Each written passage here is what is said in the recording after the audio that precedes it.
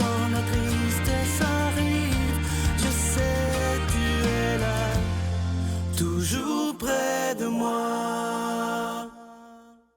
Déjà vendredi, le temps passe vite, c'est incroyable. Bienvenue à votre émission La Victoire d'amour. Aujourd'hui, comme on le fait à tous les vendredis, nous allons rencontrer notre médecin de l'âme. Il est psychologue, Pierre Faubert.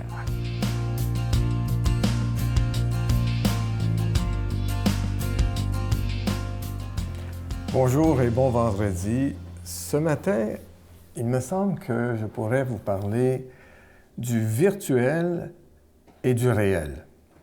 J'ai remarqué qu'on parle beaucoup du virtuel et pourquoi? Bien parce que le monde à l'intérieur des écrans, de l'ordinateur, etc., on dit souvent on est dans le monde virtuel. Un peu comme si ce monde-là n'existait pas. C'est-à-dire comme si on était dans une espèce de néant habité par des images qui ne sont pas vraiment réelles. Et c'est pas parce que c'est animé ou parce qu'il y a des effets spéciaux que ce n'est pas réel. Et qu'est-ce que je veux dire par cela? C'est que ça produit des effets réels. Autrement dit, quand une personne, et là je pense aux jeunes, les jeunes qui passent beaucoup de temps à l'intérieur de ce monde qu'on appelle le virtuel, ce qui leur arrive n'est pas virtuel, en fait. Le virtuel,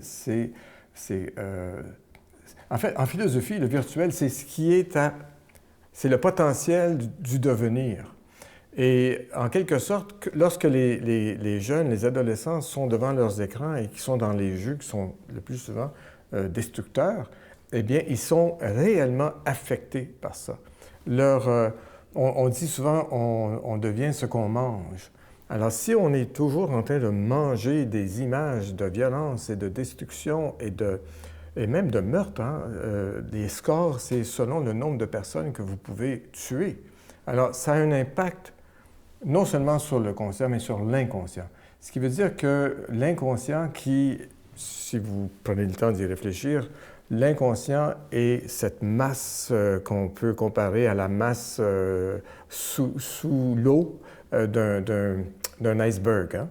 Et cette masse-là, elle contrôle, en quelque sorte, elle ne contrôle pas, mais elle nous amène dans une direction. S'il n'y a pas une force suffisante pour contrer cette direction-là, eh bien, on sera forcément amené dans ces eaux qui sont probablement les eaux que nous ne souhaitons pas.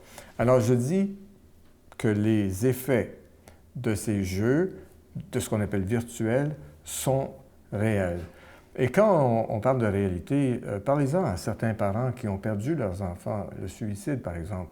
Eh bien, il n'y a rien de plus tragique. Et combien de fois, c'est même à travers des jeux vidéo, puis à travers comment est-ce qu'on appelle ça, des environnements sociaux, hein, Instagram, Facebook, Twitter, etc., que ces jeunes vont dire leur message de désespoir. Mais encore là, il n'y a personne pour les entendre.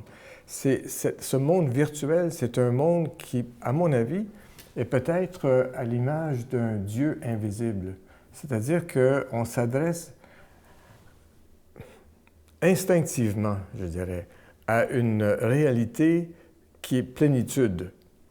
Mais dans ce virtuel qu'on utilise pour remplacer la plénitude, eh bien, on trouve le vide. Alors, je vous laisse avec ça et nous en reparlerons. Je vous souhaite un bon vendredi et un bon week-end. Notre Père qui es aux cieux, que ton nom soit sanctifié, que ton règne vienne, que ta volonté soit faite sur la terre comme au ciel. Donne-nous aujourd'hui notre pain de ce jour. Pardonne-nous nos offenses comme nous pardonnons à ceux qui nous ont offensés.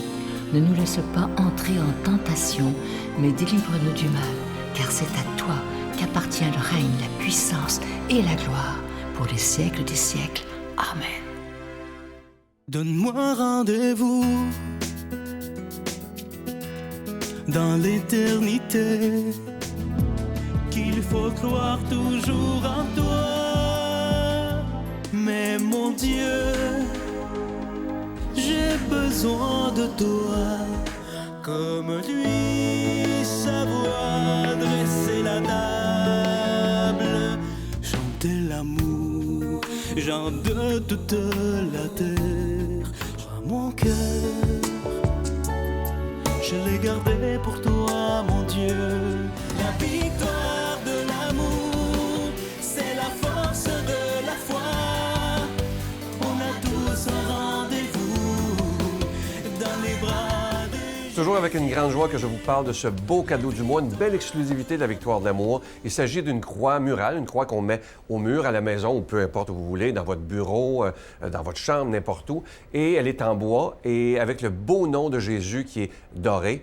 Cette croix, elle nous vient d'Italie directement et elle est déjà bénite. Alors, c'était comme toujours avec un don de 25 $. Si vous en voulez deux, avec un don de 40 $. Et je vous suggère aussi d'en donner en cadeau autour de vous parce que déjà, il y a des gens qui en ont commandé, une dame entre autres, une dizaine pour en donner à ses enfants et petits-enfants. Et ça se donne vraiment bien en cadeau parce que c'est beau et ça, je trouve que ça a beaucoup de classe aussi. Alors, je vous rappelle que c'est avec un don de 25 $ et si vous en voulez deux, avec un don de 40 $. Et moi, je vous remercie parce que si, avec vos dons, ça nous permet de continuer à proclamer la parole de Dieu par la télévision parce qu'on doit payer pour être à la télévision. Alors, je vous donne l'adresse. La Victoire de l'amour, casier postal 120, succursale Boucherville à Boucherville, le J4B 5E6, je vous la redonne. La Victoire de l'amour, casier postal 120, succursale Boucherville à Boucherville, le J4B 5E6. Également par téléphone, par carte de crédit du lundi au vendredi de 8h30 à 16h30 dans le 514-523-4433, 523-4433 ou sans frais le 1-888-811-9291, 1-888-811-9291 et aussi sur notre site Internet, le www.lavictoiredelamour.org. Regardez bien cette belle croix, elle est vraiment d'une beauté. Moi, quand je l'ai vue, je dois vous dire que ça m'a beaucoup touché. C'est très original et comme je vous dis, ça se donne vraiment bien en cadeau. Merci de votre grande générosité, mais aussi de votre prière.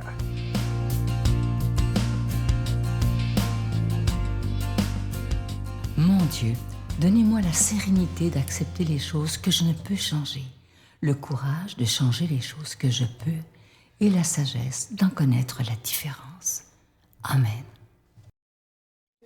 La parole de Dieu aujourd'hui est proclamée par le Père Yvon Sanson.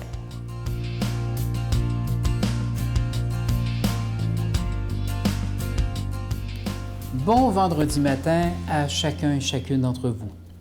Le vendredi matin, c'est signe un petit peu de congé qui s'en vient la fin de semaine pour la plupart, entre autres. Et j'aimerais vous lire un évangile qui vous amènerait justement à être en congé, relax et tout ça. Malheureusement, ce n'est pas le cas ce matin. Nous prenons les évangiles du jour, hein, on n'invente pas les évangiles. Et ce matin, j'ai un évangile qui dérange. Mais quelque part, je pense que c'est un peu le rôle de l'évangile de nous déranger. L'évangile nous est donné dans Saint Matthieu. Comme les disciples s'étaient rassemblés autour de Jésus sur la montagne, il leur disait, « Vous avez appris qu'il a été dit, « Tu ne commettras pas d'adultère. » Eh bien, moi, je vous dis, tout homme qui regarde une femme et la désire a déjà commis l'adultère avec elle dans son cœur. Ouf, pas évident ce matin, hein? Si ton œil droit t'entraîne à la chute, arrache-le. On voit ici qu'il n'y en a pas deux en même temps, là. Car c'est dans ton intérêt de perdre un seul membre de ton corps que le corps tout entier ne soit jeté dans la géhenne de feu. Si ta main droite entraîne ta chute, coupe-la, jette-la loin de toi. Car c'est ton intérêt de perdre un seul membre de ton corps tout entier qui pourrait aller dans la géhenne. Il continue. Il a été dit encore, si quelqu'un renvoie sa femme, qu'il lui donne un acte de répudiation. Eh bien, moi, je vous dis, tout homme qui renvoie sa femme, sauf en cas d'union illégitime, bien sûr, la pousse à l'adultère. Et si quelqu'un épouse une femme renvoyée, il est adultère. Bon, dans le monde dans lequel on vit, ce sont des réalités qui nous touchent beaucoup.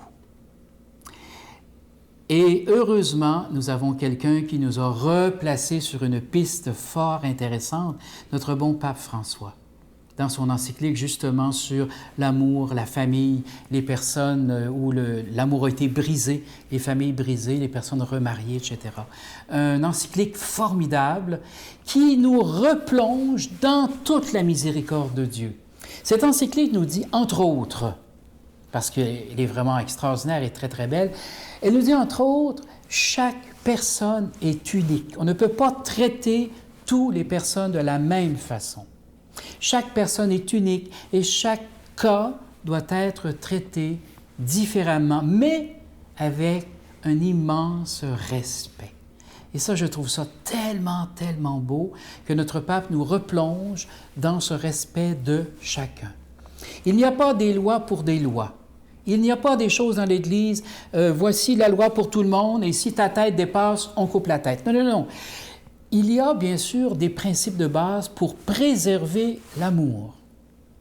Mais il y a ensuite chaque cas qui est complètement différent et qui doit être accueilli dans l'Église comme des cas complètement différents, puisque chacun est différent devant le Seigneur.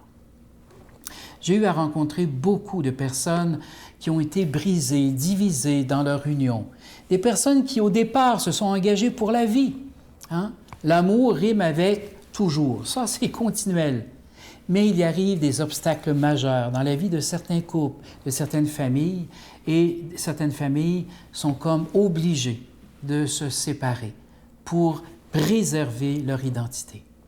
Et ce n'est pas à nous à juger quoi que ce soit sur ces familles. Et c'est ça que le pape nous rappelle. Mais que l'on place toutes ces personnes dans le regard de miséricorde de Dieu.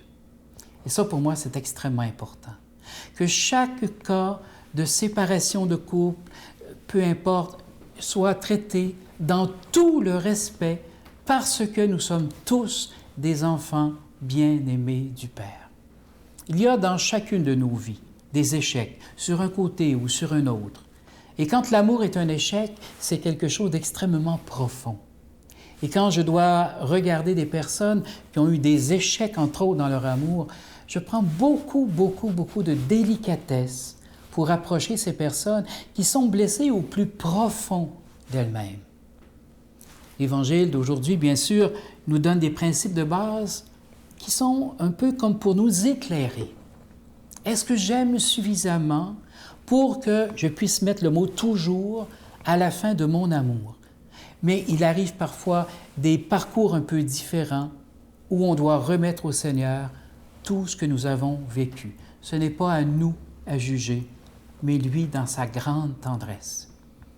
Pour toutes les personnes ce matin qui écoutent l'émission et qui se sentent concernées de près ou de loin par ces brisures d'amour, je vous en supplie, regardez vers le Seigneur et accueillez tout son amour parce qu'il vous aime tout autant que tout le reste de toute l'humanité.